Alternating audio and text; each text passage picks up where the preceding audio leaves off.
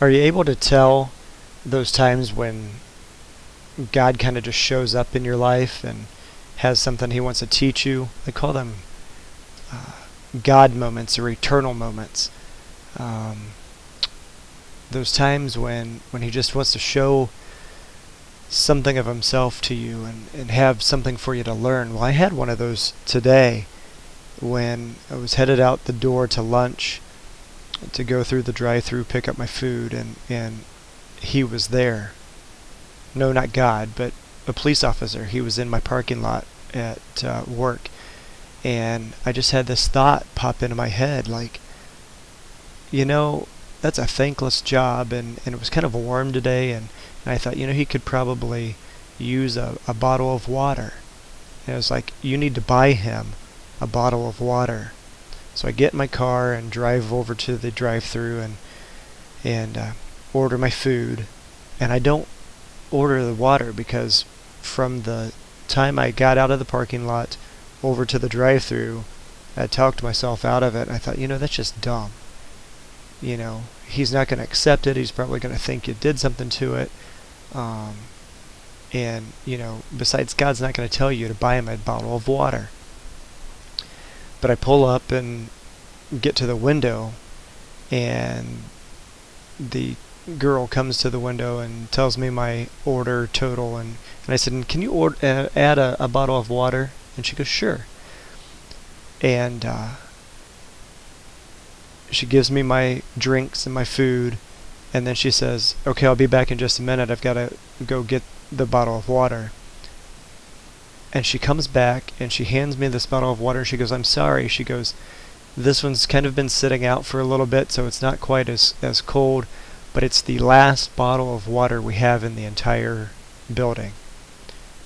And I just kind of chuckled to myself, and I thought, that's just one of those things that cannot be coincidence. I was meant to buy that bottle of water. And so now I'm like really excited and pumped to come back and hand it to him just to say thanks, for being underappreciated and for just doing what you do and for being there and for protecting us. And I get back to the parking lot and he's gone. And then the devil got to him and he's like, see, Greg, you're just stupid. You shouldn't have thought that God wanted you to buy that bottle of water. He wasn't even here to get it. You're just dumb. You just wasted your money. But then I had that moment, that aha, when God brought to mind the story of Abraham and Isaac from Genesis 22, where God challenges Abraham, and he calls Abraham to take his son Isaac, whom he'd waited 100 years for, up into the mountains and sacrifice him, offer him back to God as a sacrifice to test his faithfulness to him. And so, if you know the story, Abraham gathers his servants and his son and his supplies, and he heads off and takes him, and he tells his son that they're going to make a sacrifice, and the son Isaac is like, okay, where's the burnt offering? Where's the animal? And he keeps saying, God will provide for the burnt offering. And it comes down to the time, and he ends up laying Isaac on the altar and gets ready to plunge the knife down in him, and God stops him. And he says, don't lay a hand on him. You've proved yourself to me.